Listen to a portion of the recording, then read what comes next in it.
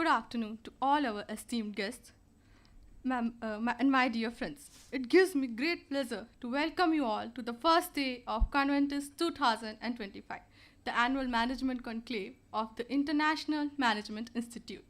True to its Latin origin, Conventus means coming together. Each year, this conclave unites thought leaders, innovators, and aspiring managers to engage in discussions that shape the future of business and society.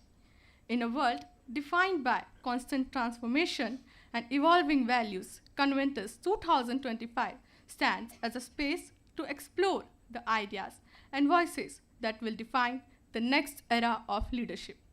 As we begin this year's conclave, we celebrate not just the management excellence, but also the spirit of collaboration, curiosity, and progress that IMI Delhi has always championed. Today, I, Eureka, And I, Soumya, will be your host as we take you to the HR Summit of Conventus 2025. This year, Conventus revolves around a thought-provoking theme, when the next generation guides the boardroom. the world of business stands at a fascinating crossroad, one where the emerging generation is not merely entering the workforce, but also redefining what leadership means. This shift is not just about age, it's also about mindset, purpose, and perspective. Today's generation blends ambition with authenticity, achievement with purpose, and profit with progress. Their voices calls for transparency, inclusion, and balance, redesigning workplaces that honor both impact and intention. Across boardrooms worldwide, leadership is being reimagined. The next generation challenges hierarchy and champions ideas over titles. They thrive on openness, hybrid workplaces, and continuous learning. Their choices, from the causes they support to the organizations they build, are rewriting the very language of leadership. Conventus 2025 recognizes this evolution not as a distant future, but as today's reality. Through the dialogues we'll witness today, we will be understanding how discipline with agility and tradition with innovation can lead us. But as we celebrate this shift, it also calls for reflection. How do organizations honor their legacy while embracing the boldness of change? Are we truly creating workplaces that learn, listen, and evolve with every new voice that joins them? Because in the courage and confidence of the next generation lies the blueprint of relevance, resilience, and growth.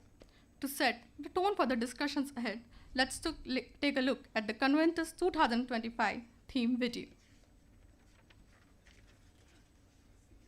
India, the nation of young hearts, stands at a new dawn, brimming with a vibrant generation, restless yet rooted, bold yet balanced, not waiting for a seat at the table, but redefining the very room at large.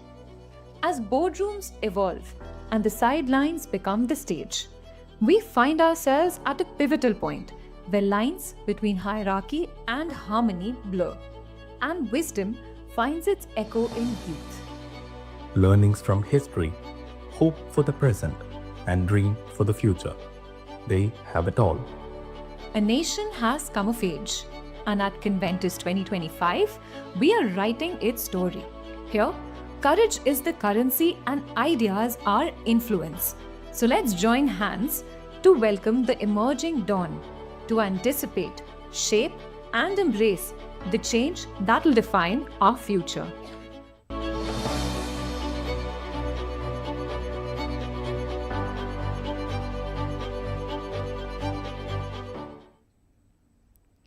Now let's move to the heart of today's summit, the HR Cup theme of Conventus 2025, the learning curve advantage, driving cultures that learn and lead. In today's ever-evolving world of work, learning is no longer confined to classroom or training schedules. It's become a continuous lived experience, one that keeps us relevant, agile, and inspired in the face of constant change. Today's professionals seek learning that is personal and purposeful, delivered through digital platforms, micro-learning, and collaborative mentorship, all seamlessly woven into flexible hybrid environments. This evolution calls upon HR to go beyond managing talent, to become architects of learning cultures that are continuous, digital first, and deeply human. Because when learning becomes part of an organization's DNA, it doesn't just enhance skills, it sparks innovation, strengthens engagement, and builds resilience. It empowers people not just to adapt to change, but to lead it. At Conventus 2025, the HR Club celebrates this evolution, where learning becomes the true competitive edge and curiosity becomes the cornerstone of the culture. So, as we step into the conversation ahead, let's reflect. What does it truly take to build organizations that learn as fast as the world changes? And how can we, as future HR leaders, turn learning into a shared advantage for individuals, for teams, and for organizations that we shape? Let's hold on to those thoughts and reflections for a moment and now take a look at our HR Club video.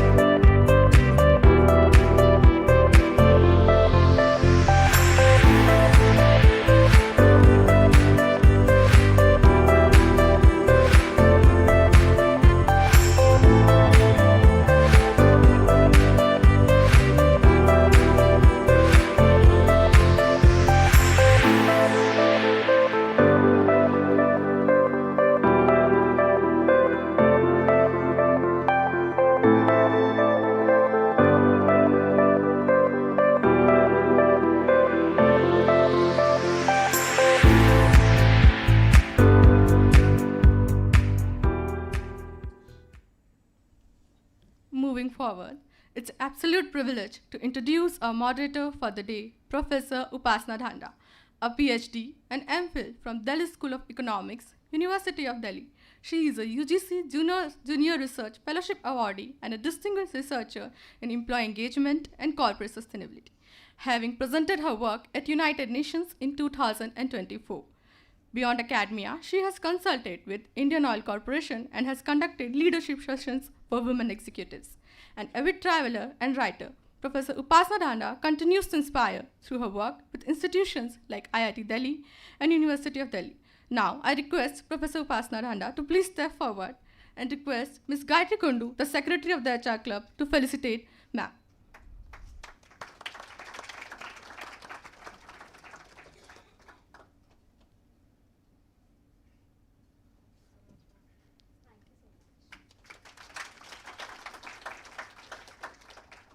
Ma'am, I would please like you to take a seat.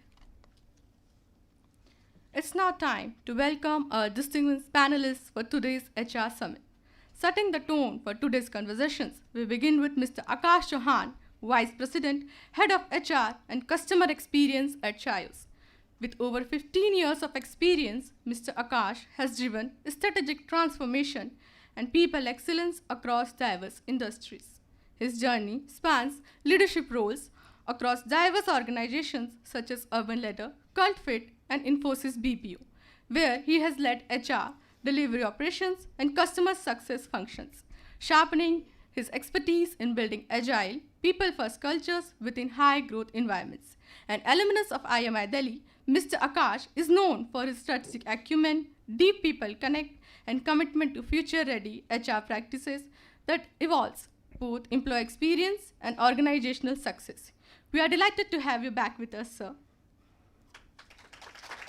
It's my pleasure to invite Mr. Akash on the stage, and I request Professor Upasana Dhanda to kindly join us in felicitating him.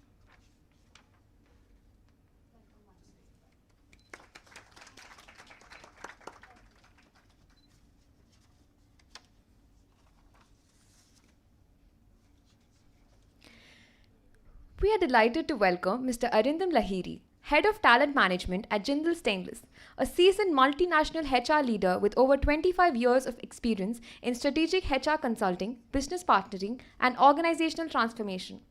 Throughout his illustrious career, Mr. Arindam has led impactful people initiatives across global organizations such as Right Management, Samsung Electronics, DHFL Pramerica Life Insurance, Max Life Insurance, Canon, and Nestle.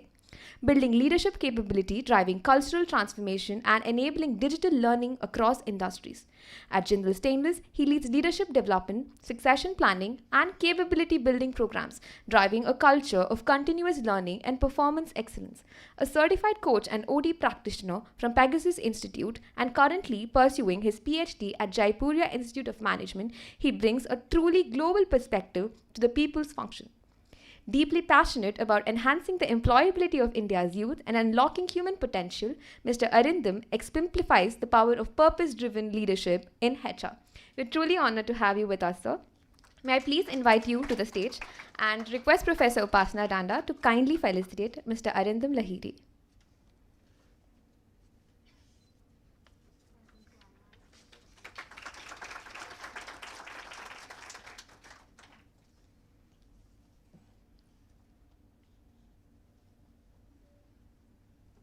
Let's put our hands together as we welcome Mr. Arvind Srivastava, President HR at Econs Drugs and Pharmaceuticals Limited.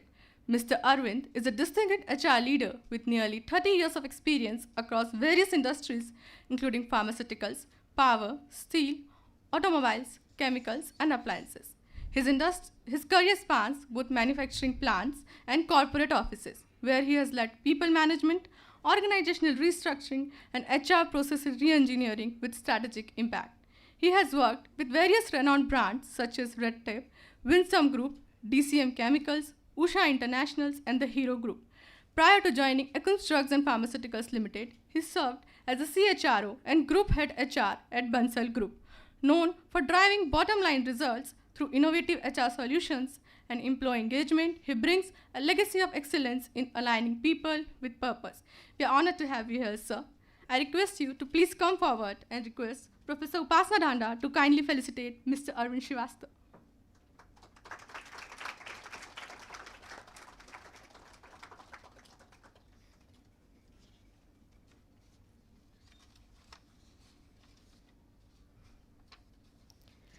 Joining us next is Mr. Aseem Nath Tripathi, CHRO at Multiplier Brand Solutions Private Limited, a seasoned HR leader with nearly 2 decades of experience. He leads change management and organizational development with vision and integrity.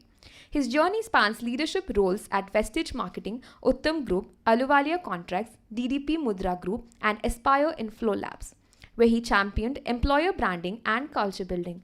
Recognized by the Great Place to Work Institute and World HRD Congress, Mr. Aseem has shaped HR systems across Africa, Southeast Asia, and Middle East, skillfully integrating diverse cultures. As a published researcher, he brings a nuanced understanding of human psychology and organizational dynamics to every engagement. We're privileged to have you with us, sir. May I now welcome Mr. Aseem Nath Tripathi to the stage and invite Professor Upasana Danda to kindly felicitate him.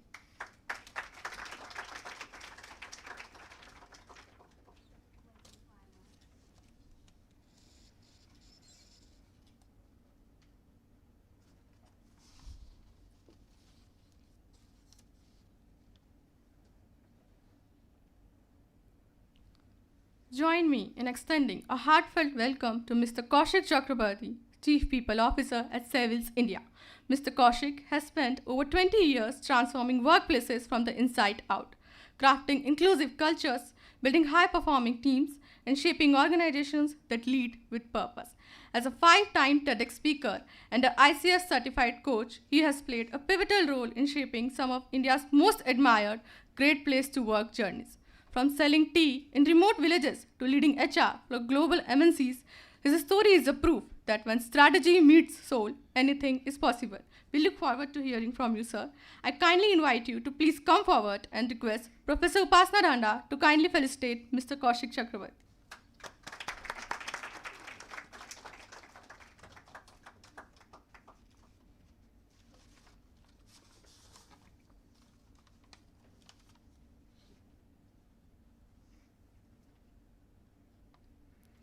Let's keep the energy going as we welcome our final speaker of the evening, Mr. Pancham Dogra, Head of HR at Times Internet.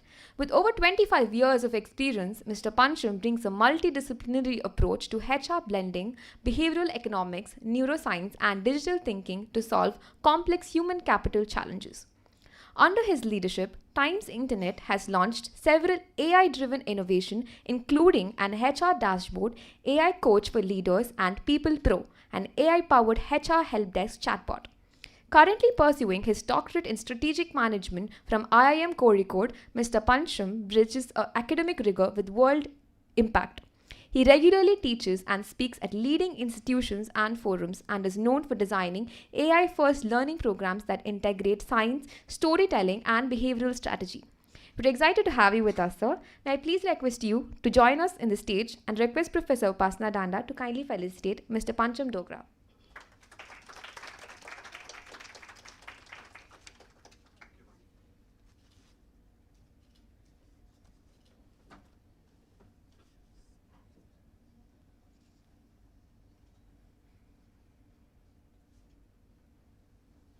Thank you to all our panelists for joining us today. We now invite Professor Upasana Danda, our esteemed moderator, to take the session forward.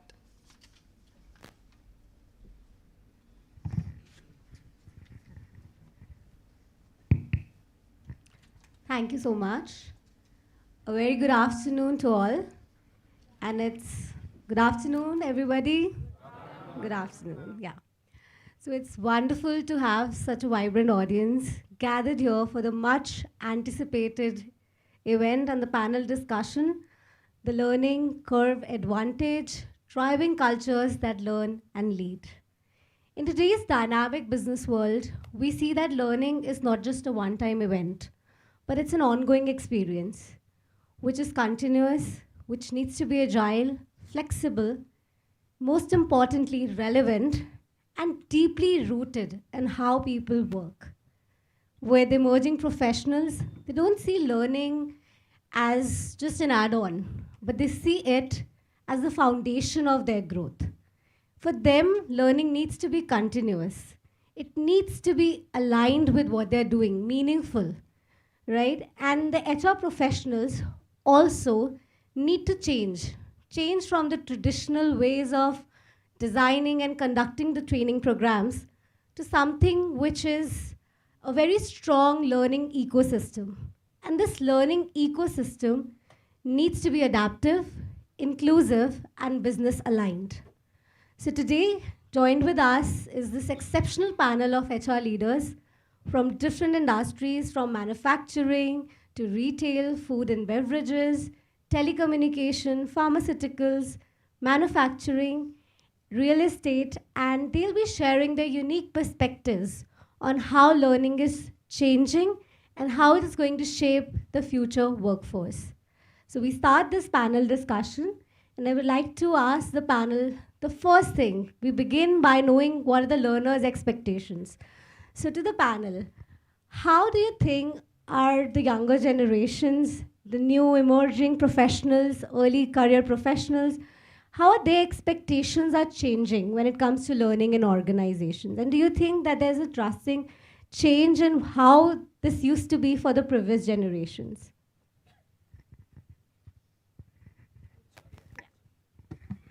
Hello. So thank you for the question, and good afternoon to all. Is my voice audible to everybody? Fantastic. So I saw this question and I was kind of pondering over it. We all have, we play different roles in our lives. So as the head of talent or in the HR team for a manufacturing organization, we have a huge span of learners from ages of 21 at the youngest to about, say, 63 at the oldest.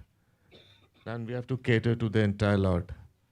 And obviously things are different for each segment. That's one part. And note, right now, I'm in a manufacturing setup with its own unique requirements in some ways, which could be a little different than what we spoke of as of right now. At a second level, I'm also a father to a 17-year-old and a 23-year-old, and I'm encountering this change dynamic straight at home. Third, I'm a mentor and a coach to about 5 very young professionals from the age of about 19 to about 26. And I'm encountering a very different set of expectations there. But if you compare and contrast, the biggest change that we experience today is that previously when we talked about learning, a lot of it was about knowledge. But today, that knowledge is not so hard to get. It's extremely easy to get that knowledge, right? However, what we are experiencing is that what is the most difficult thing to get is the sense of clarity. And second, how to blend that huge amount of knowledge that we have available it doesn't take seconds for anybody to learn about anything. How do you blend that in with your experience or your ability to network, reach out to people with that experience and blend it in with the knowledge so that it is useful for yourself, for the organization, and others? So, knowledge, very easy. Clarity and the ability to adapt that to the current context, extremely difficult. And before I hand over to the next, one unique piece, however, and which is a bit of a contrarian view, is that in our manufacturing setup, we went with this assumption that the younger people will be very interested in all, say, VR and AI-led and simulations and all of that. And we went whole hog with all of that. And in the end, to my amazement and surprise, people said, "Sir, can we sit down for a full day training? इससे ना ठीक समझ नहीं आया." We could not discuss, जैसे हम training होती थी, we could not discuss amongst people. Teacher से या प्रोफेसर से ठीक से पूछ नहीं पाए. जो फैकल्टी की विजडम थी वो हमें समझ नहीं आई. एआई तो एक जवाब, ये तो हमें डीप सीक और चैट जीपीटी से भी मिल जाएगा, पर जो एक्सपीरियंस हमारे प्रोफेसर्स या टीचर्स या फैकल्टीज लाते थे वो हम नहीं ले पाए. सर, ये ऑनलाइन ई लर्निंग वीआर बहुत बढ़िया है, can we go back to 2 days full time training? And I'm still grappling with it because that requires budgets, that requires very, very different kind of a whole setup. But these are the realities and the dichotomies that we are seeing real time. Yeah, so I'll just segue into that, right? So I've largely worked in organizations which are relatively newer aged, and there's a very clear divide, right? There's a large operational setup where what Arindam is saying holds very true today. Everything that is around operations, be it in CureFit, be it in Urban Ladder, or be it in Chios today, they would still prefer hands-on training where somebody is. It is an instructor-led training, and it is fairly regimented and structured. Wherein for the other side of the business, it is, and this, let me take a step back, right? For us, if you're not learning, we will not survive as a business because these businesses didn't exist 10 years back, right? So for us, figuring it out that what is the next step and how we're going to take it is existential for us, right? So, and in that, learning for us is not necessarily learning in the terms of यार आपने ये course कर लिया है या आपने कुछ और कर लिया. It is figuring out how do you solve a problem. So the entire, let's call it a net shooting for lack of better word, right? It is almost essential for us to continue to figure out the next answer, and that next answer could come from anywhere, right? It could come from a marketing guy, it could come from an HR guy, it could come from a facilities guy for that matter. So everybody is focused on trying to figure out a solution, and the information, like all of us will agree, right? Information is available everywhere. So all you can do is to ensure that everybody is aware of the problems that we are trying to solve, and you have a structure which is rewarding people who are actually able to solve those problems irrespective of where you are, right? That is the structure that helps the organization, like at least mine, move forward, right? So for us, learning is almost existential. So I think I'm quite agreed with the statement what they have shared with us. But when you talk about the expectation, changing expectation, I think 2, 3 things which I like to highlight. One is that, I mean, what she was telling that, I mean, today's expectation, it should be continuous learning, not static. Earlier it was, I mean, once we have done something, then it was over and we focus on our job and work. And then nowadays, every day you need to learn something. So the expectation from the employer and the expectation of the new generation is that there should be some continuous learning so that you are equipped, you are updated with the new tools and technology which are changing in every 6 months. And that is somehow, in today's environment, that is must. I mean, there is no choice at all. It's not a perk. It is somehow, it is mandatory for everyone, because if you ensure your employability, I think you need to update yourself. Second, what I feel that it is, these days, it is somehow the learner-centric approach. I mean, you need to be the owner of your learning module. I think what you want to learn and how do you want to shape your learning process, I think you would be responsible. Earlier, it was somehow that the trainer was providing the training according to his or her own process or expectations. But nowadays, that your expectation is that it should be, I mean, you have to take that responsibility. Third, the most important part, that these days, your expectation, the new generation expectation, is that it should be very specific. Every individual have its own requirement, own, the development area, and they want to grow, they want to learn something specific to that particular. And these days, when there are tools and technology, then there are big data is available, so that you know each and everyone specifically that what kind of training or he or she needs. So I think these are the major expectations from the young generation. Thank you. Thank you. So I would like to give a real-time example from my current organization, where I saw 2 resignations. For one of the 2 resignations we are able to retain, and one we couldn't retain. And the reason for both the resignation were lack of learning opportunities. The real problem is that I couldn't figure how to address this query, because the kind of learning they would want to have, even they are not clear. So the kind of change we are witnessing today, the speed of change is phenomenal. We are in the era of three parallel, streams. Data deluge, data is huge. Information is everywhere. How to make a meaning of the information, that's the problem. Second, decision dilemma. When there's so many data, we don't know what to decide, how to decide, when to decide. And third, stemming from both the theme, is role relevance. The roles are becoming fluid.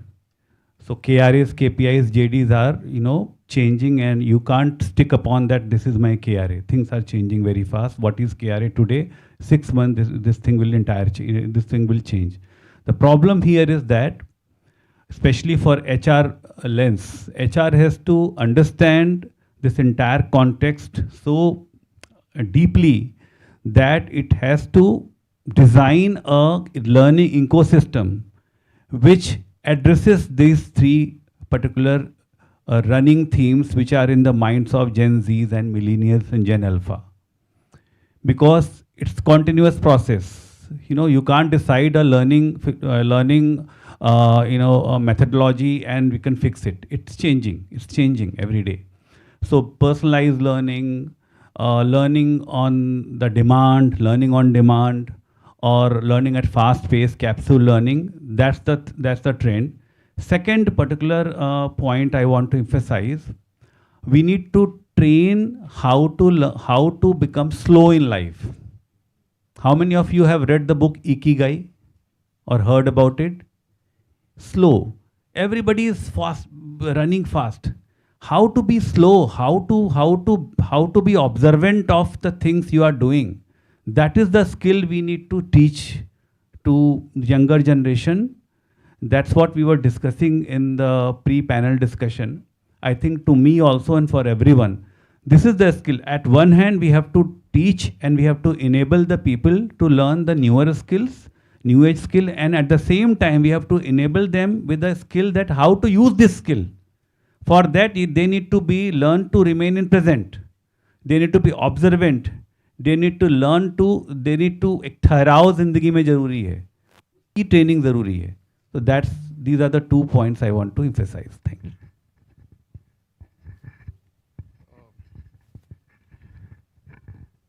Look, I mean,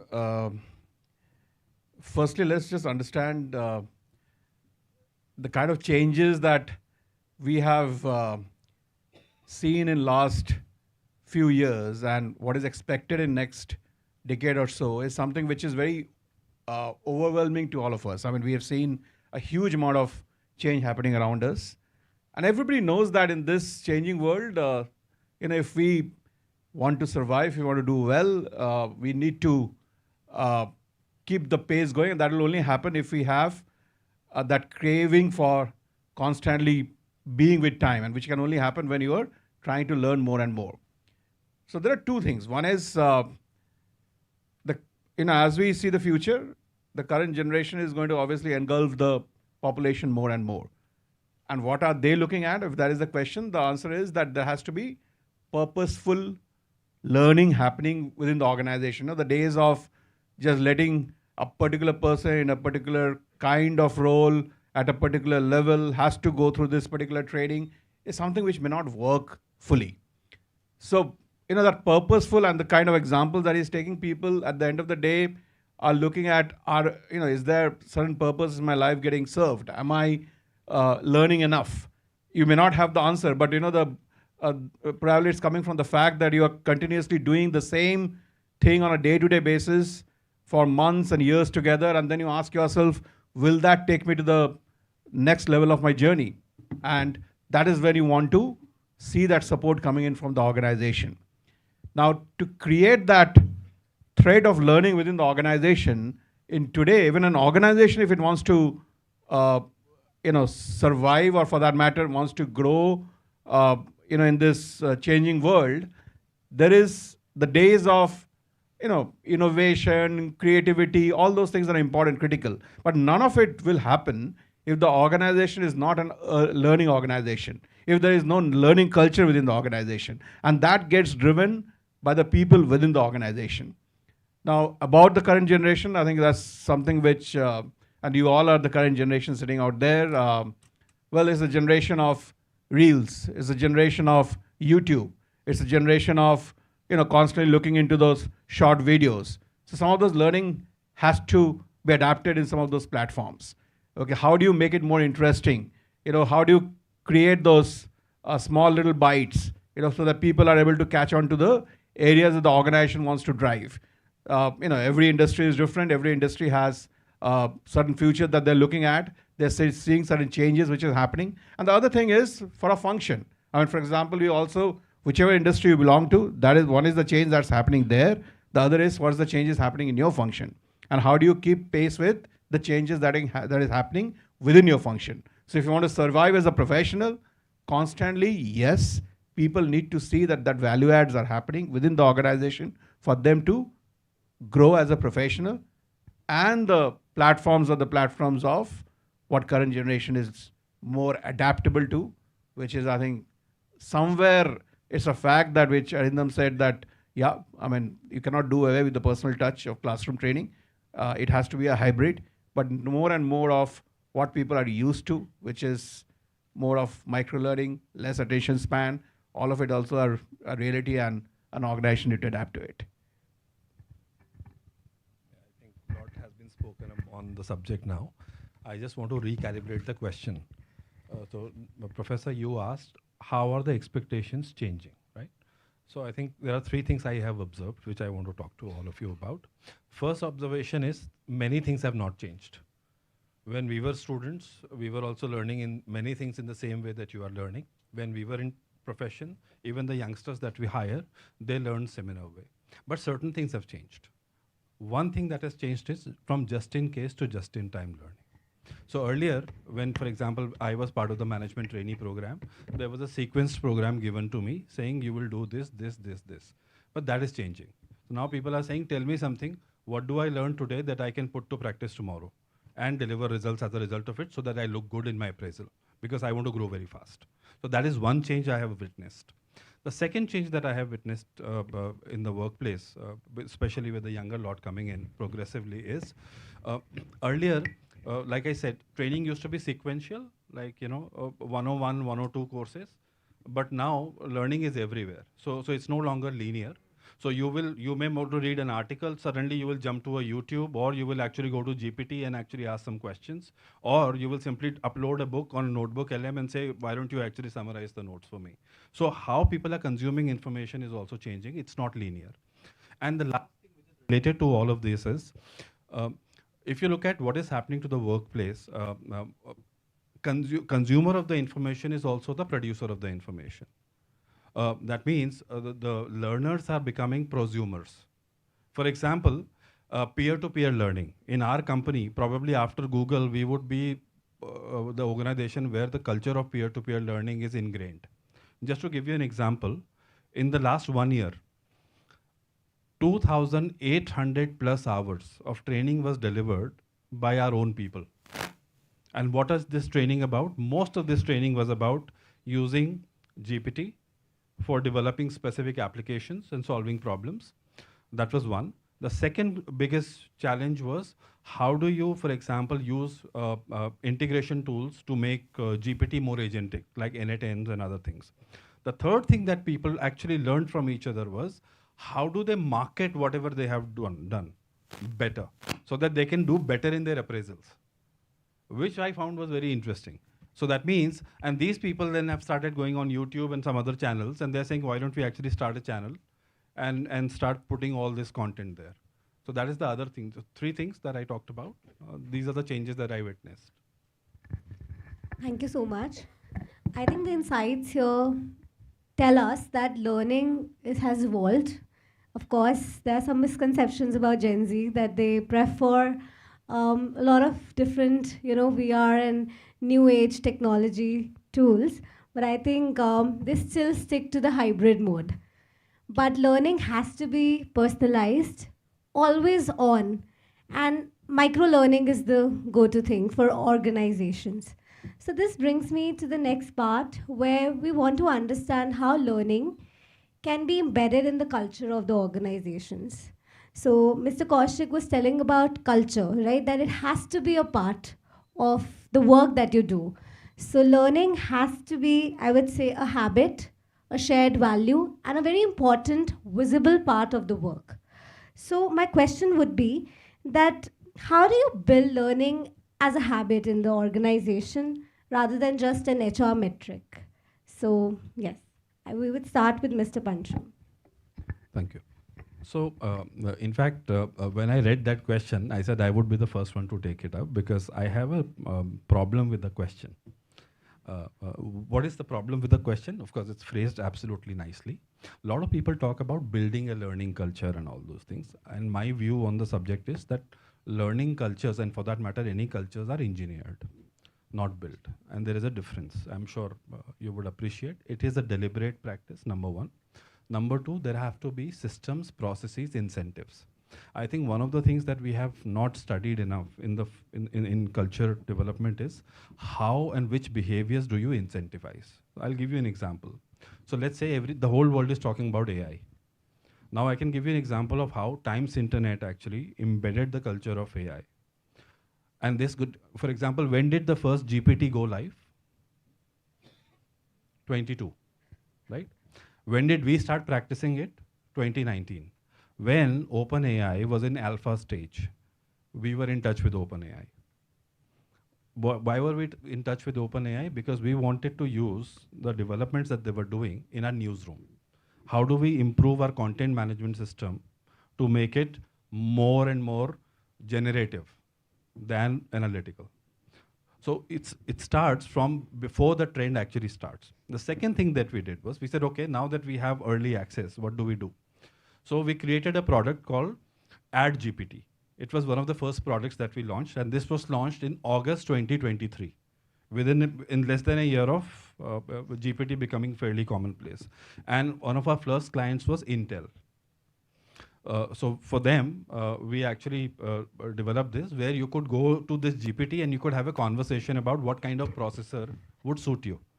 And we had also fed competition information, and we had trained the bot to not say anything negative about competition, because that's not what Intel wanted. And that became a huge hit.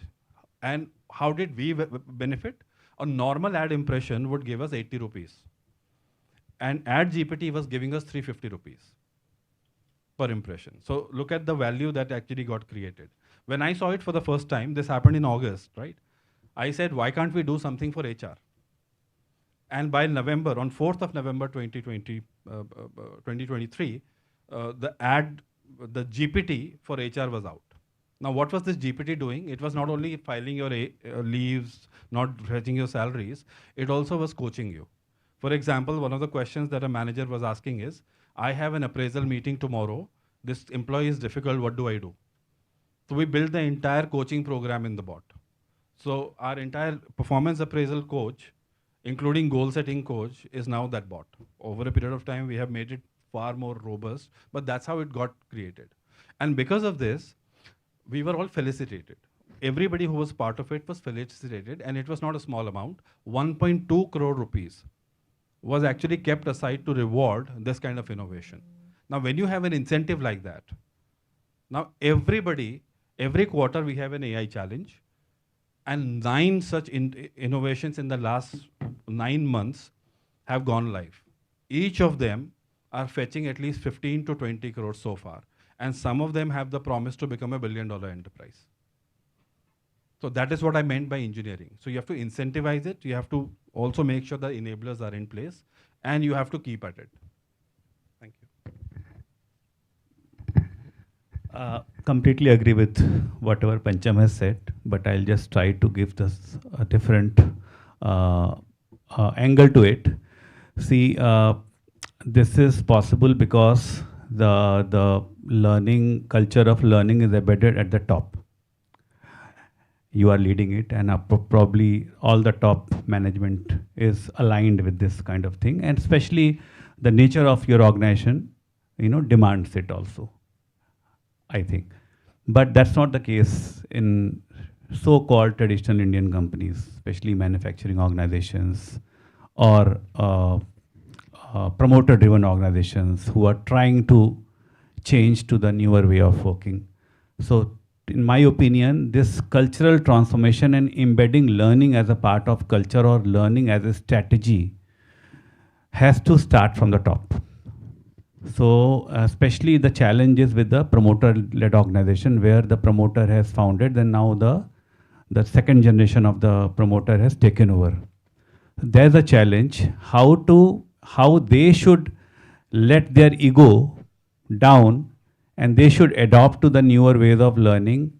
They should also delegate a lot of things which they used to do. That culture they have to first adopt, the boardroom has to adopt, then only it will pass on to the employees and the next level mid-management and all. So entire thing should start from the top, and here HR can play a critical role. HR can sensitize the boardroom or the promoter, MD, chairman, that you have to learn first, you have to adopt to the newer challenge, then only that will flow down the line. Thank you. So I agree with both of you. But I just wanted to, since most of you will get in the industry, and the world culture means various things to various people. Okay, and I think something which is important to understand. Culture need to be infused, or it need to get triggered, is something which Pancham said. Yeah, some of those, when it comes to a culture of adapting technology, maybe that's where the infusion is required. But there are organizations where certain elements, for example, Tata has a culture. A culture, one of the element is trust. Okay, it need not be technology all the time. That's the fabric on which a lot of things work in that organization.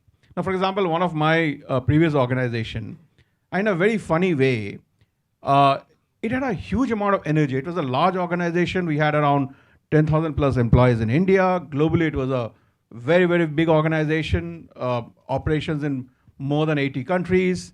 Now, the beauty of that place was, and it happened so many times with me, you had senior HR consultants or leaders, industry leaders who came in to meet you, and probably they were there in the front office.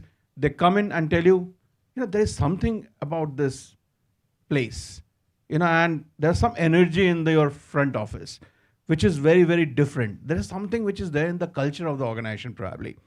Now, some of the things are very palpable. So culture has various elements to it. That's what I'm, trying to say. And, in a very funny way, in the same organization, when I used to travel, and I've been to almost all their offices in Asia, in other countries as well, other continents as well, the same buzz, the same energy used to feel in whichever front office we used to walk in. Now, that's there in the culture. And the same organization, what happened was, they realized that there's a lot of things happening around technology. The industry was consulting based, but more hands-on kind of an industry. I don't want to take names and all, but they started infusing, they had to do something around technology.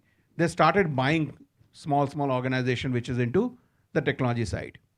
Today, most of those organizations which was bought, they really didn't deliver anything, and many of them they did away with also. Now, again, it depends on industry to industry. People here are representing manufacturing industry. A lot of those elements of a manufacturing industry where you have a lot of blue-collared workers, the infusion of culture is very different. Now, I just come back into what this generation is looking at. When I say learning culture, how you can infuse, classic example is what Pancham gave, where there has to be a buy-in from the top, there has to be different ways of incentivizing adaptation of, some of the, element of learning culture that you want to bring in. The other element is, how do you lead by example in various ways? For example, when we started, our organization, it's a global organization, 170-year-old, but we started our India operation around 7 years back or so. I was the third employee in the new setup. Now, as soon as our leadership team was ready, normally, typically what happens is, you have an offsite, you have those zing bang, people will party, there will be all kinds of photographs going on in social media. What we did, the first thing we did, and that was been the theme always in a leadership, meet that we had, where, we called in a very well-known strategist from Australia who worked with us, and he helped us build the whole of, the journey for us as an organization, which hasn't met or whatever it is. But then what really went out to the rest of the population is that, the leadership don't invest into just element of fun, but there is an element of learning that happens even when they meet for the first time, and that continues to be the case always. Mentorship, a culture of mentorship, and it can be reverse, it can be top down. Continuously trying to encourage. Maybe that's part of your KRA. Have you mentored anyone? How many people, at certain levels, certain of those elements has to be incorporated. What I'm trying to say is there are language need to be spoken. Okay, there are, various ways, examples need to be given. And, there has to be, as pointed out, there has to be a lot of buy-in and a lot of top-down driving that need to happen. And obviously, incentivization, allowing people to do it, giving those applauds, appreciating them, rewards and recognition, all of it has to support many of those cultural elements that you want to bring in to your organization, which is typical to the industry as well as the organization that you belong to. So I can't agree more what you all have shared. I think for me, culture is something where you need to put your efforts. And as you said, that it should be top-driven unless you'll not be part of. And somehow in our organization, I'll take that example, that regulative, in pharma, I think regulation is must. Everywhere you need to follow those regulations. So regulatory is become a culture in your organization. And the most important part, which Kaushik was telling, the way you are communicating to the people that how this is my priority. This is not going to be compromised in any case. That becomes culture in your organization. Well said that, reward and recognition, you need to recognize those who are following that culture. And somehow, one more thing which is very important, that those, if you are working in manufacturing organization, I think the majority is blue collar workforce. If you're putting your efforts to imbibe those culture within them, I think you are done with, with that kind of culture in our organization. And I think, as she said, that it should be habit. When you do it 10 days continuously, I think it would be part of your culture. So I think we need to focus that how we can.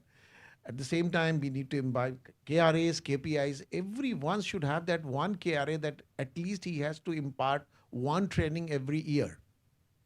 At the same time, one skill set he needs to learn, he or she needs to learn every year. So that's kind of targets, KRAs, KPIs you can inbuild, and somehow by the time, I think once people would be in your organization, that would be part of that well-built culture. Thank you. Just one point I'd like to add into it, like when we see the transition of management philosophy towards expectation from the employees, it is moving. So in 50s, it used to be productivity driven, less work and more productivity, how to get more productive. Later on, it moved towards customer centricity and service. Now, as Dr. Upasana has said, we have to orient the management philosophy and the sustainable competitive advantage around learning. So that's the culture shift we are talking about, and I think it's a big exercise that requires the entire shift, that learning can give you edge over the competition. I think just I think it's a great segue for me, because I was thinking exactly on those lines. If I can take a little time, Doctor, I'm going to tell a story, okay? Sure. So the story is, this is in year 2000. I had just transited from a career in hardcore FMCG sales, and I was just moved into HR with a idea that I wanted to be a trainer. Okay, I was extremely fortunate. I was and we just also mentioned about different kinds of organizations. I was working for a standard Indian promoter-led organization that was just about entering into a joint venture with one of the largest insurance organizations in the world. I was an absolute, if I may use that word, chotu at that time. And my job was to minute the meetings that the chairman and the CHRO and all the leaders were doing. And I was fortunate to be exposed to that document that was getting submitted to the regulatory body. And in that document, the main line was that this organization wanted to become the most admired organization because of the learning that it was going to impart and transform the sector altogether. The business plan hinged on the fact that the productivity of its frontline was going to be 6 to 10x of that of the average industry. And the fulcrum of that was the learning environment and culture that it was going to build. The proof of that was that the kinds of monies that it was committing to the regulatory body in terms of its learning budgets, at that time, there were not many companies in India whose turnover was equal to that figure, right? And therefore, to perhaps buttress some of the points, and there were two of us here, Kaushik and I, are products of this organization and this kind of a culture ethos building. So the first proof of whether learning itself is going to become a competitive advantage for you is to first understand whether that organization is willing to put its money where its mouth is. That what is the kind of investment, hard money, that's going into the aspect of learning. The second story that I'd like to build is a very amazing experience. Was I was in a Korean organization, right?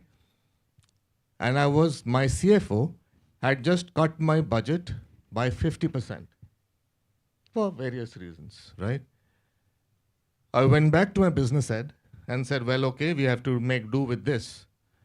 He looked at me, looked at all my plans, And I said, doesn't matter if the CFO has cut your budget. Please go ahead, use our sales budget and complete all of this. I didn't ask him too many questions at that time. One thing we were taught at, when we were in sales is that once a deal is done, get out of the room, ask questions later on. Yeah. So when the boss says budget is not cut, use the sales budget, I didn't ask any questions. Later on over beer, I asked him this question. There was a lot of money you gave me. He gave me 30 crore rupees. Now, if he's going to give me that kind of money, right, what's his motivation? He said, in Korea, in 1947, when we gained independence, it was the same day as us, our per capita income was even less than that of India. But as a country, we believed that it was only education that was going to take us ahead and change our poverty into prosperity. And you see that as a living proof in that country, in South Korea, right? He told me, in our country, even if the father dies, the community steps in to send the child to school so that the family doesn't suffer in the long run. So the day we start cutting on our budgets for education is the day we sign the death knell for the organization. So it doesn't matter if the CFO has cut your budget. Here is 30 crores from my side, from the sales budget side. Please go ahead and continue this agenda that you were trying to build. That's the second part. Now I come to a third story. I now work for a company that is Jindal. It can't get more promoter-led than this, right? Third generation promoter-led organization, OP Jindal, then Mr. Ratan Jindal in the middle, and now the third person, Mr. Abhyuday Jindal, right?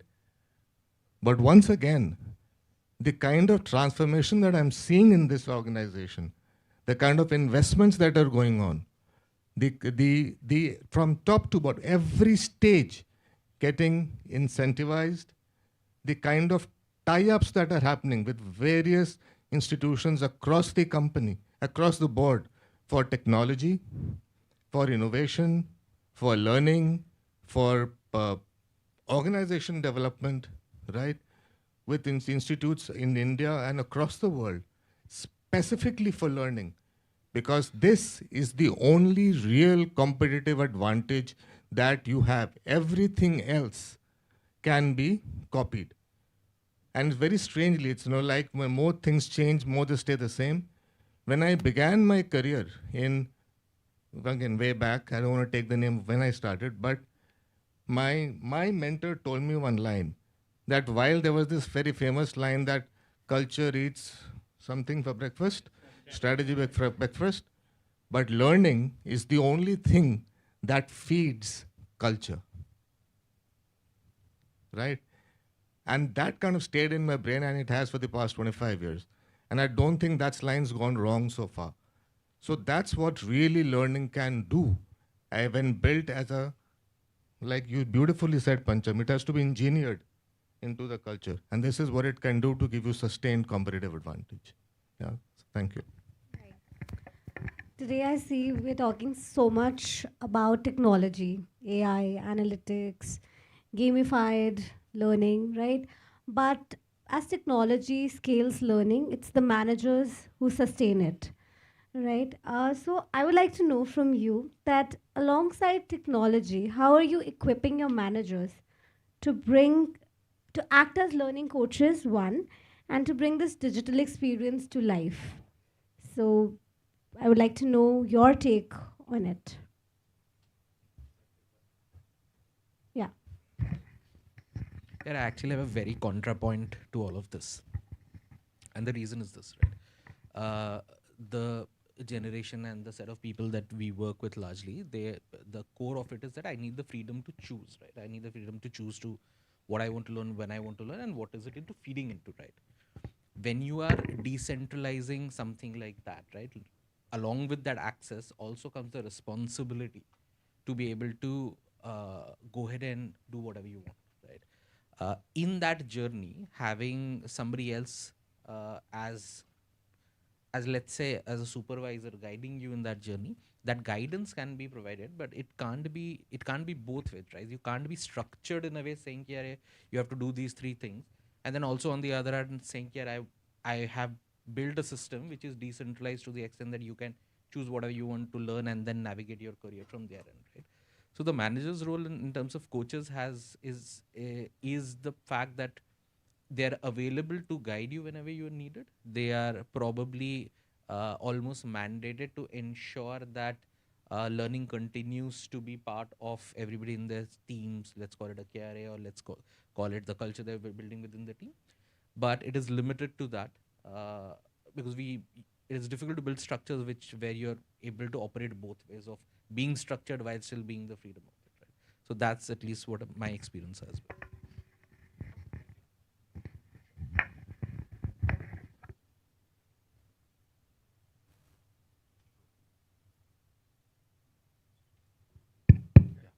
So, interesting point that you raised actually. Manager has a very difficult job. He has to be the bad one, he has to be the good one.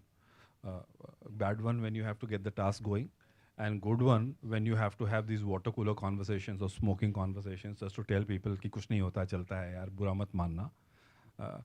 Increment मेरे हाथ में नहीं है, promotion मेरे हाथ में नहीं है, शाबाशी देना मेरे हाथ में है. So yes, it does become difficult. And therefore, one of the things that we also struggled with, it's very I'm sure it's true for everybody. So one of the things that we did is what I can share with you. So we went back and we said, okay, let's go back to the first principles and let's look at what is it that managers can do and what is it that some other people can do.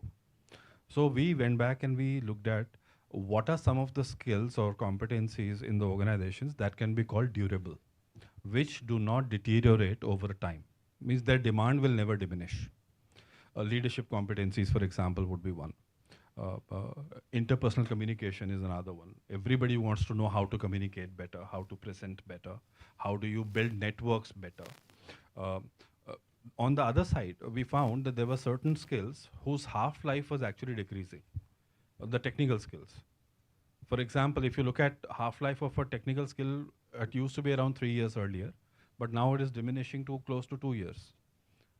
So how does a manager keep up? Because managers also have their day jobs, and in order for me to actually teach somebody else, I need to know that. And it is not practically possible for single individual to know everything else better than the subordinates. And therefore subject matter expertise or subject matter experts come in. So what we did was we said, managers, you teach durable skills, and subject matter experts will teach skills which have a shorter half-life, the technical skills. So that's how peer-to-peer learning that I talked about in my earlier example seeded. The other thing that we did was we looked at, for example, how do organizations learn? Is there any research on the subject? And since you're all students, I'm sure you would have, in some form or the other, come across this model by two authors, researchers, Takeuchi and Nonaka. So in 1990s, they came up with brilliant research called SECI, is a framework. So what they talk about is, there are two kinds of knowledge in any organization. One is what we call explicit knowledge, which is documented in manuals and everywhere else. And the second is tacit or tribal knowledge, as most of the people nowadays call it.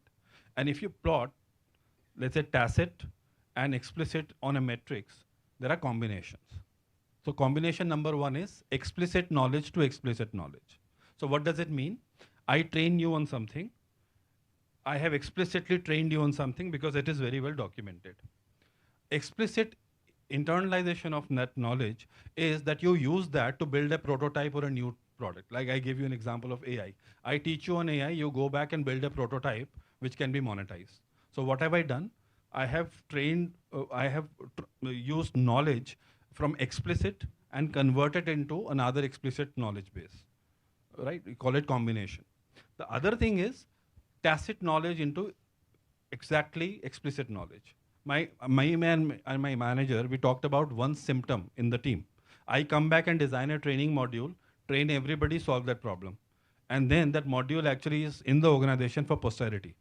So what have I done? I have taken a very tacit problem, talk to people, but I have converted a tacit knowledge into explicit knowledge. Third is manager and subordinate having a conversation in the water cooler where manager gives him lessons of life.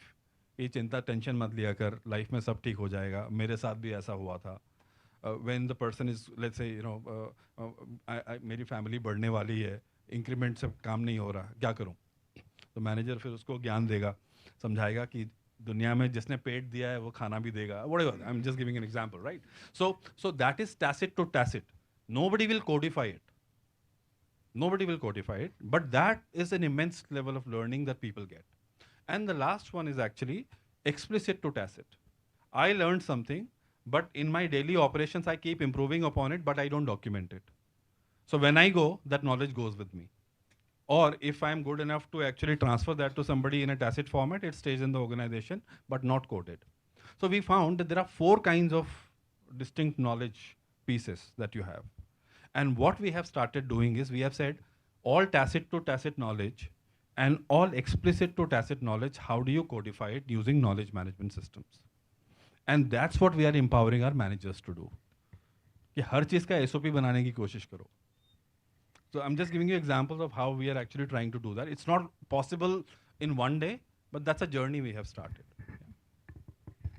So just one point to add. So I see this particular point using manager as enablers in the entire creating the culture of learning or learning as a driving force in the organization. That is the biggest bottleneck I feel.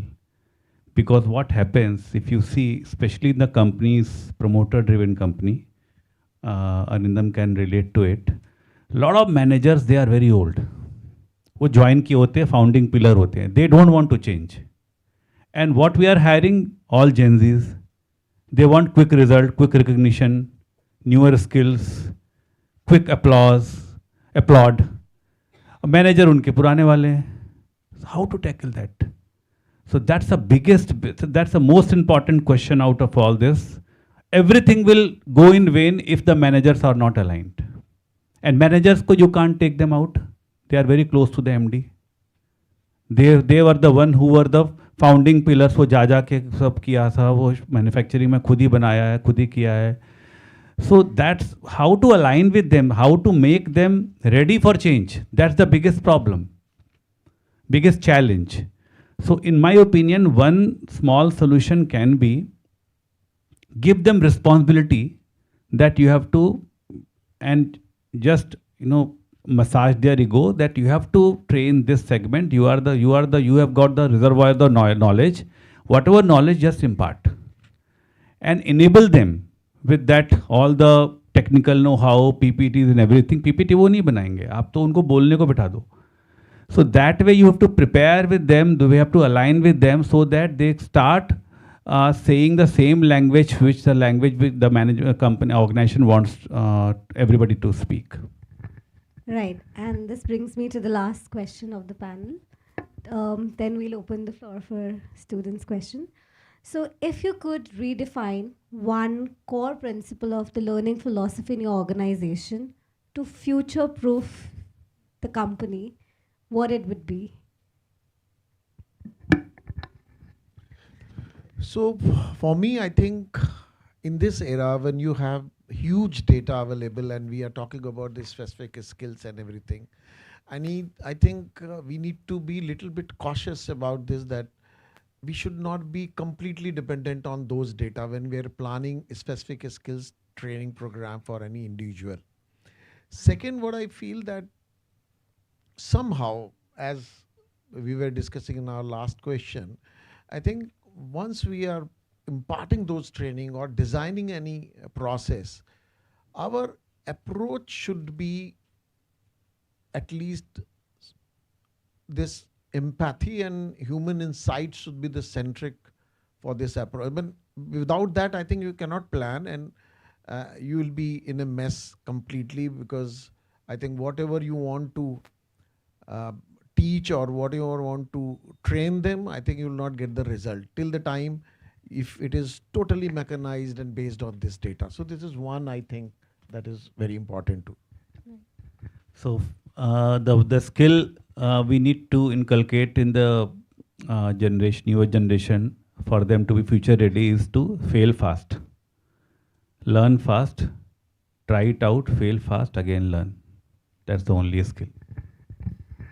Mine is also quite similar, which basically one of the, since you said how to redefine what area of learning or training, for that matter, what you want to inculcate. I think that whole element of experimenting, I think that's something which is more and more getting missed in many organizations.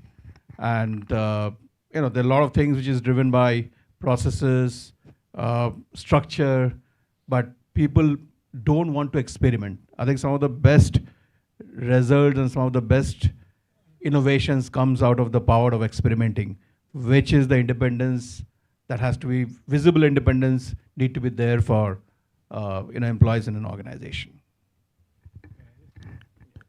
I'm going to say something which I don't know how well it will go down. Okay, but let me give it a shot. For the past about 8 or 9 years, I've been managing this function called talent management. Okay? Now, if you see the reality check of, while all we are saying learning, learning and all of that, and it's great. If I have 100 rupees, okay, 65 rupees out of my 100 rupees is spent on the top 12 to 15% of my employees. And the remaining 35% of my budget is spent amongst the baki 85%. Okay? So I was talking to this lady who was with me in the car, and she was asking a lot of pointed questions and then great questions. The reality check is that the company is not your father. In the sense,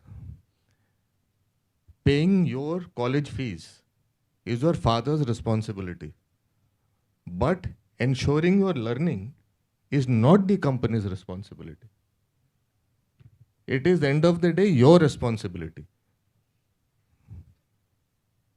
The company is going to invest its biggest learning dollars on that select set of 15, 20 set of people who are going to take the company into the future. Correct? And if, as a talent manager for the past 15 years, one competency that or thing that everybody, every CEO, every leader, every promoter has talked about is agility. आज के ज़माने में the word is agility. कि बंदे में एक है कि काम सिखाया जाता है या बंदा काम सीखना चाहता है. So how much is your hunger to learn, and whether you are able to learn and adapt and move very quickly in a way that the organization is going to benefit. That is one of the key pieces, that learning agility, as we say it today, is one of the key pieces that determines how much of its training monies, whether it sees potential in you, and if you are counted in that high potential group, you're going to get 65 to 70 rupees of that 100 rupees training budget that's there in the organization. So therefore, understand this, career is your own, aspirations are your own, benefits are yourself, right? So ensuring that differentiating by learning is also your responsibility. The organization invests in learning because of a vested interest that it either is able to do something faster, efficiency, or is able to do something which it could not do earlier, will be able to do now. And that's why it invests in learning. It is not for your general GK increase that an organization invests in learning. So the responsibility of doing that is yours, right? And that, to my mind, is the biggest piece. If you can treat yourself as entrepreneurs, the people you see in this panel, our median age will be around 48, if I may guess it right. Right? We've all started working when we were 22, 23. More or less 25 years, we've stuck to one profession. Do you see or can you even envisage that this room is going to stay in so-called HR for the next 25 years, every one of you? Out of the question, it's going to evolve into something very radically different, right? And therefore, that's the biggest change, that your careers are going to reinvent itself every 3, 4, 5 years. And therefore, if you can think like an entrepreneur, that like an entrepreneur invests a certain amount of his or her monies into growing the business, into growing the showroom, making it look better, sharper, better. Where is our showroom as professionals? Here. And if we can reinvest some of those monies into ourselves and take that ownership ourselves to keep ourselves invented for the future, that is the biggest one for me. If we think like an entrepreneur, learning is my responsibility and invest my own monies into keeping myself future fit. That's my 2 bits. No, I think very well said, Arindam. Add a point to it. I think the question that you asked is what is the thing that you want to refine in organization, and I think it'll happen fairly soon across the board, is that learning will not remain focused to an organization, right? Probably organization will start rewarding you just learning. And the reason why I say it is very, very important that whatever you learn, right, whether you're learning biology, whether you're looking at history, whether you're learning geography, eventually when you start solving problems, all of this will add up to how good a profession you'll become, right? The other part is, and I think rightly said, that you probably 20-30% of you guys will get into marketing. Some of them you'll go into sales, it is highly possible some of you will become even influencers over the period, right? So eventually your careers will not remain static. You see that today also in the new age organization, people move functions very, very quickly. And the ones who are able to do that and do well in those functions are the ones who are largely gen man, and they would just know things. And they know things not because God gifted them, they know things because they're just learning anything and everything, right? So I think that is the change that will happen, and probably it'll just, and it doesn't actually need organization to do anything for you, right? There is information available all the time. You just need to carve out time to just pick up something that interests you. That's about it. And I think that is going to hold you in very good stead over the next years. So actually interesting points, but I'll go back to this question asked. Question is, how do you future-proof your organization, right? Using learning as maybe one of the enablers. The fact is we don't know what the future is going to be. And that's a reality. If we knew future, these people probably would be the richest people on earth. So since we cannot predict future, what is the next best thing you can do? You can be prepared for it when it comes. And you can be first off the blocks. How many of you have watched this movie called Gladiator, Russell Crowe movie, old 2001 movie? So there is a scene, in fact it's on YouTube also, you can check that out. So scene is that these people go into the Colosseum, Russell Crowe is there and there is a bunch of people and the gates are closed. So Russell Crowe says to his people, no matter what comes through the door, our only chance of survival is if we stick together. So they don't know what's going to come to them. But he told them how they could survive. And then he marshals the forces and he defeats the Egyptian archers and all those things. It's a fairly bloody clip, long clip, but very exciting clip. But the lesson from that clip for me is, you hire. Organization, see, where is the filter? Hiring. Gatekeeping of the organization happens at the hiring level. If you start hiring for agency, that's the point that you also talked about, that people who have the will to learn, people who have the will to do more. There is a book called O's Principle. In that book, they talk about ladder, below the line accountability versus above the line accountability. And recently on X, Andrej Karpathy, one of the investors, he actually talked about a term called agency. He says, if you don't know what to do, forget about everything else, just hire for agency. Now, what is agency? Agency is nothing but taking accountability, initiative, and making sure that you build the right set of networks. Now, that is important. You talked about learning. Now, learning content is everywhere. The question is, where is that learning getting converted to a comparative advantage? And can you be there? For example, today, in the space technology, where is everything happening? 2 places, actually, 3, 4 places. Silicon Valley. So are you connected to people there? As to are you looking at what is happening there? Second place, China. Despite the closed market it is, look at what is happening on the AI innovation, especially. Most of the research papers are now coming out of China. After Google, it's China which is actually producing most of the research papers on newer technologies, including quantum technologies at fairly reasonable prices. So therefore, the question you will ask is, can I actually find a feed there? Third place where a lot of such innovations are happening is Norway. So how do you make sure that you are actually connected to that ecosystem? And the fourth place where all this is happening is Israel. Forget the geopolitical issue, but in terms of how they're thinking about life and technology.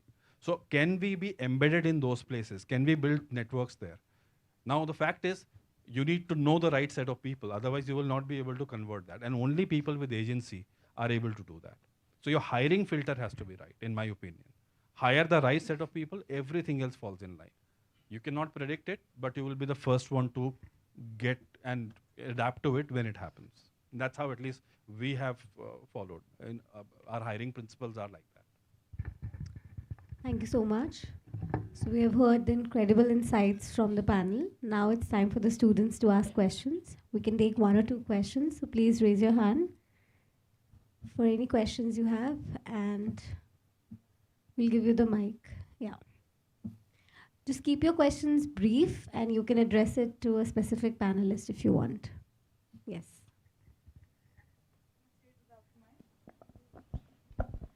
Thank you for the insightful session to the panelists. So my question is, since we have talked about learning as something that is existential, and we've also talked about it, how it is important to retain the talent, and we have also talked about how relevance is important when it comes to learning. So my point of view is that when we talk about individuals, relevance for them is a little different from what the relevance for the organization or the functionality that they're working in could be. So what are organizations that you all are working in are doing to keep that individual relevance keeping aligned to the organizational relevance and functional relevance as well?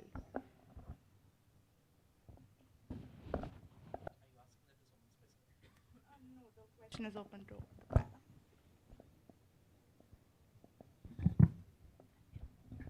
See, I mean, the whole point of an organization is, if you are choosing to be part of the organization, you have to be aligned. Right? Organizations exist because of that. Number one. Number two. Now, at times you will have people who have multiple interests. So, organization like ours, what we do is we simply tell them, if you have a great idea, we will encourage it, provided it makes sense in our overall scheme of things, and we have the first right of refusal. So, as long as people are okay with it, we allow them to actually keep doing whatever they want to do outside of the core work. Let me borrow something Akash just said. Okay.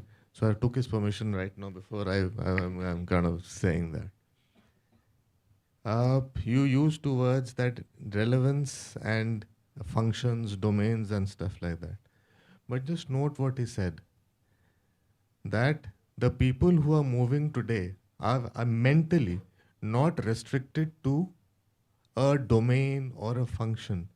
Success today is coming from the fact if you're able to skip domains, functions, move across domains, functions, etc. Right? And now that happens if you keep your mind chilled and relaxed, that you're not married to a particular domain or a function, right? You may have a particular some expertise there, but that doesn't define who you are, right? And the ability to take that learning from that, move into another one, move into a third one, that is really what's preparing you for the CXO suites in the times to come. There will be specialists, folks like me who are specialists in a specific area, but our tribe is dwindling, right? The real success are people who are able to move across domains, across functions, and there without learning, just tell me how you're going to do that. So that's the way to keep yourself relevant. Right, and since I teach a course here on Agile HR methods, we talk about the Spotify model, how the structure is in these organizations who are considered to be pioneers in agility. and they have squads, tribes, and chapters. And they allow learning among the autonomous or the agile teams that we speak of. So I think, yes, organizations do give you that flexibility nowadays by just making the operational model in such a way that learning is embedded, it's self-directed, and it's always on. So I think that's another insight that I've got and I wanted to share with you. So another question that we can take, we have time for question and answer. So any questions that comes to your mind? Yeah. I think the lights I can't see. Yeah.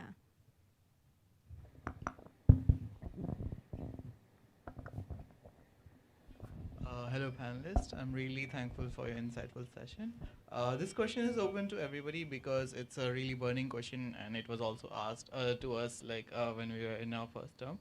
I wanted to know, how do we design an L&D system that will span across generations? You know, we have millennials who have a lot of knowledge, but now they need to get acquainted with AI. They need to learn prompt engineering.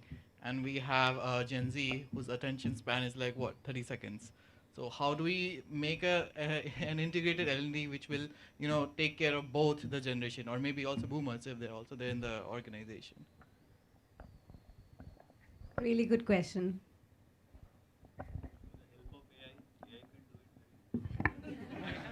Actually, interesting thing that you talked about, you said attention span. How many of you binge watch over the weekend? I mean, whenever you get time.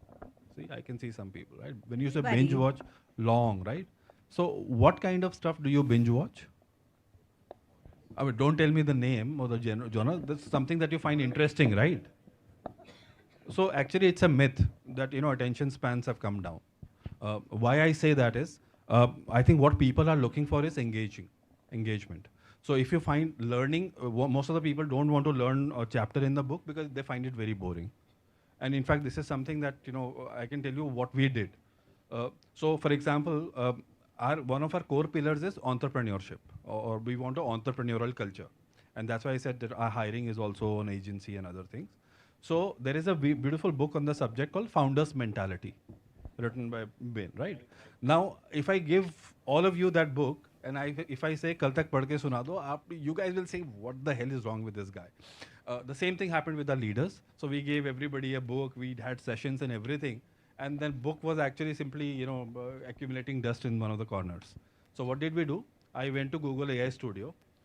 I actually uploaded the book and I said, let's create a engaging simulation using only the concepts from the book, but the situation should be from our business.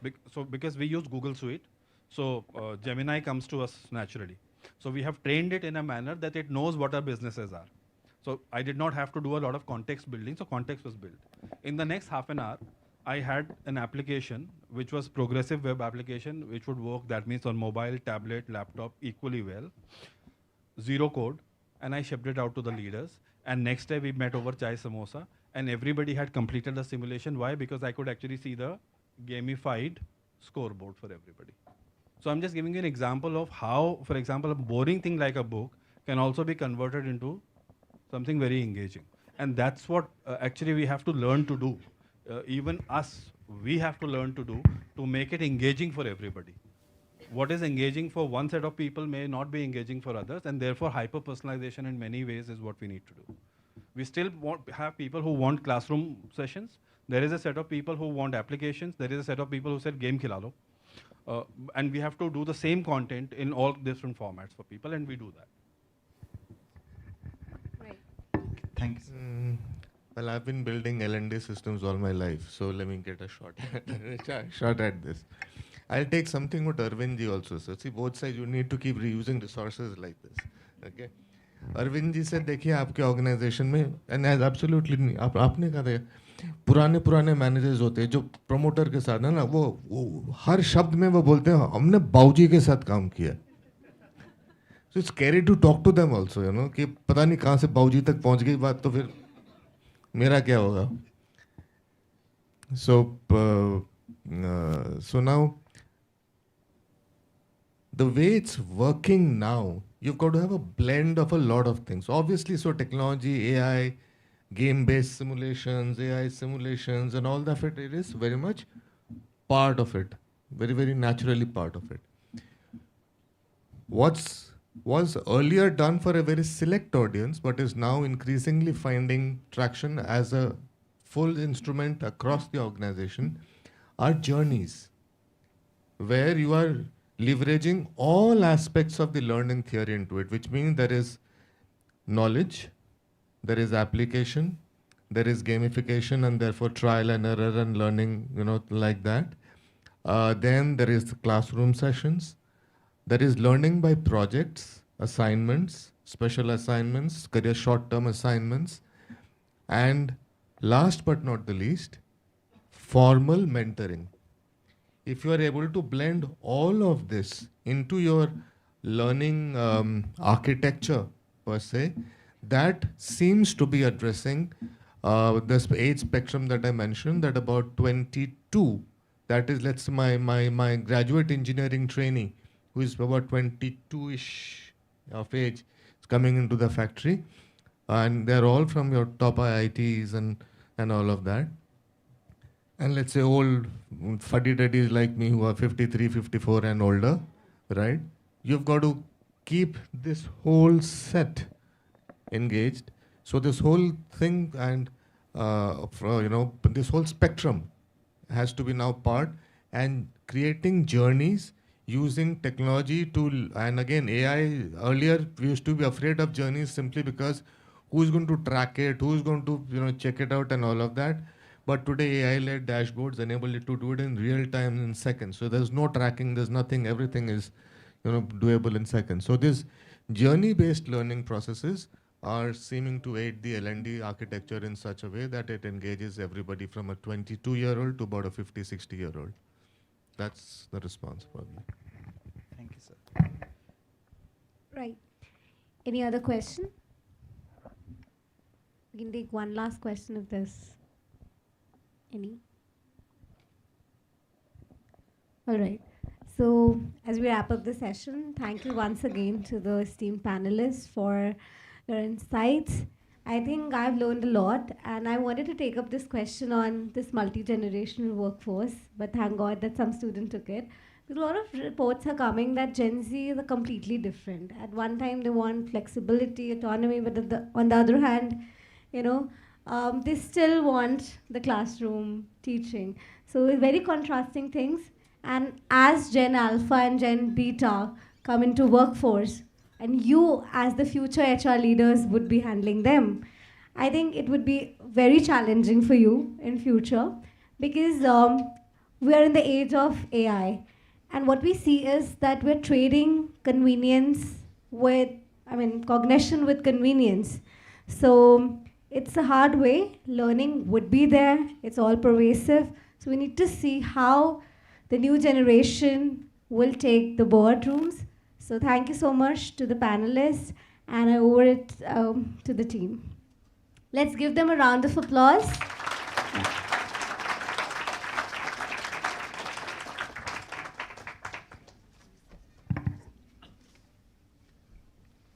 Our panel beautifully captured how learning today is no longer a one-time event, but a continuous self-driven journey, empowered by a thirst to explore and a passion to connect, which emphasize the importance of embedding learning into the culture, where every experience becomes an opportunity for growth. In this era of AI and automation, continuous upskilling truly stands out as the key to staying future ready and to emphasize that learning is the competitive advantage that organization needs. Thank you to all our panelists for such insightful sessions. On behalf of IMI Delhi, I extend our heartfelt gratitude to all our speakers, Mr. Akash Chauhan, Mr. Arindam Lahiri, Mr. Arvind Srivastav, Mr. Asim Nath Tripathi, Mr. Kaushik Chakrabarti, and Mr. Pancham Dogra for taking out time out of their busy schedule to share such meaningful insights. A special thanks to Professor Upasana Dhanda for moderating this engaging discussion and helping us reflect on the evolving landscape of learning and leadership. We now move to a very special part of the afternoon, the felicitation of our esteemed panelists. I would like to request Professor Upasana Danda to kindly do the honors. May I first invite Mr. Akash Chauhan to please join us as Professor Upasana Danda presents a token of appreciation.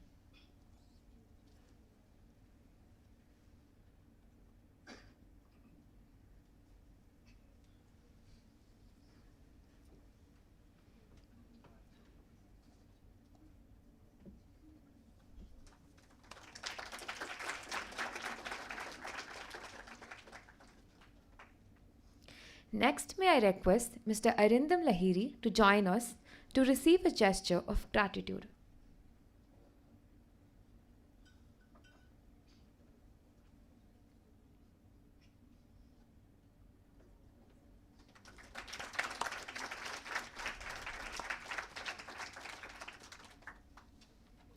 May I now invite Mr. Arvind Srivastav to come up and accept a mark of our appreciation.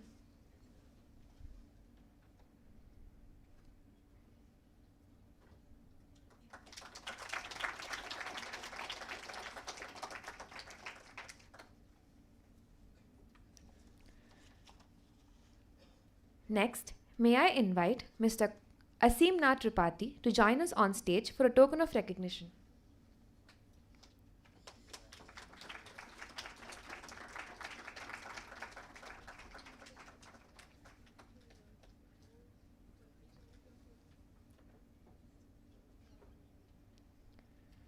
Next, may I invite Mr. Kaushik Chakrabarti to come forward and receive a gesture of our gratitude.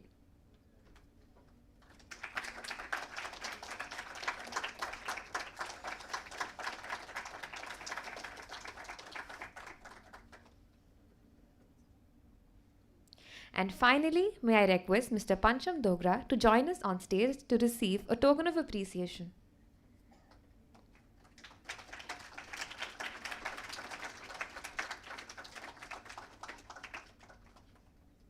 Thank you so much, ma'am, for felicitating our panelists. We now invite Ms. Abhija Chakrabarti, Joint Secretary of the HR Club, to kindly felicitate our moderator, Professor Upasana Danda, as a gesture of a heartfelt thanks.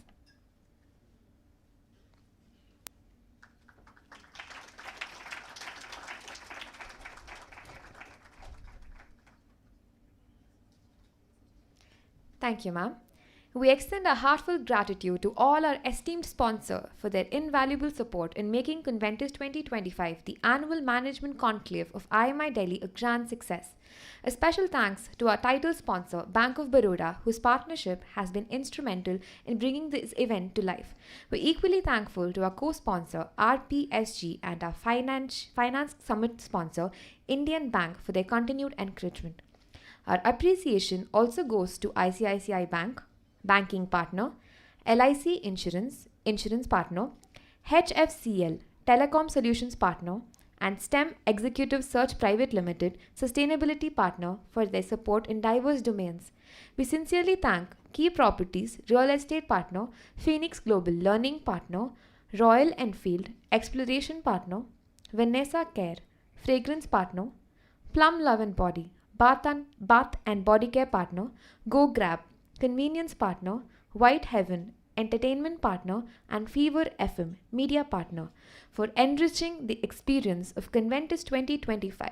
Your collaboration and trust continue to inspire us to make every edition of Conventus bigger, bolder, and better.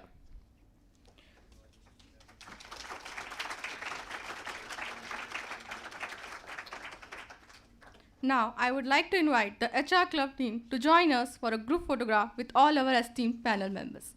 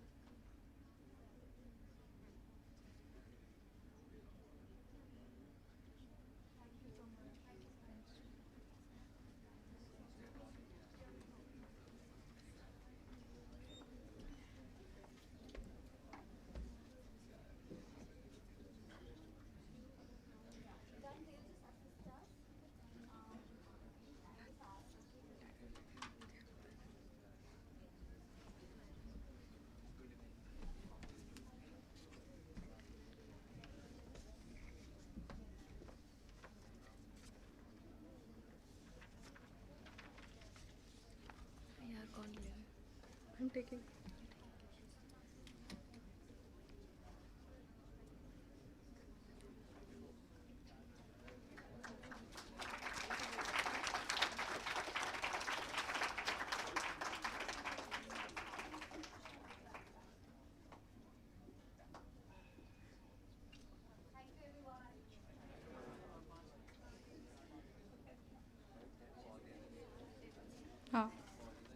Ah. I request everyone to please stay silent as I will be taking the attendance.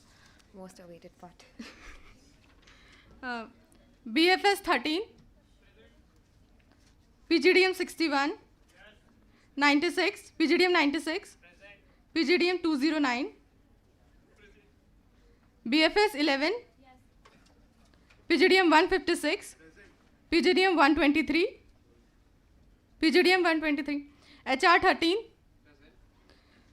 PGDM 31, PGDM 221,